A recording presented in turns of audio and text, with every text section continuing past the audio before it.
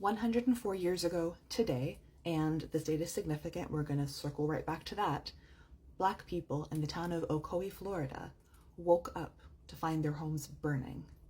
A very January 6th type of mob of white World War I veterans of Florida, organized by the Pointy Hat and White Sheets Brigade, rioted in the town of Ocoee, right near Orlando.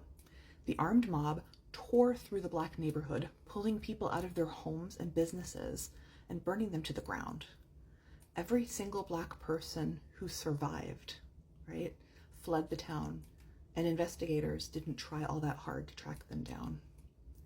Shortly after, this white town built upon the ashes of their Black neighbors. Now, why did they do this? Election violence.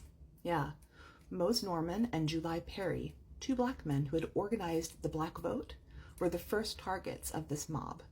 Norman managed to slip away and he ran far. He did not look back. July Perry, well, I'm not allowed to say what they did to him, but I assure you that whatever you are imagining right now, it was worse. You can read about his story in the National Memorial for Peace and Justice in Montgomery, where they collect the stories of everyone who was unalived in this most brutal and most American way. They effectively turned the town into an all-white sundown town, a town where any Black person remaining after sundown was hunted like an animal and disappeared. This practice slowed down in Ocoee due to urban renewal when highways were put in and connected this sleepy town to the world. And then, of course, Orlando expands and Ocoee effectively became a suburb that was more affordable than the city center. In 2018,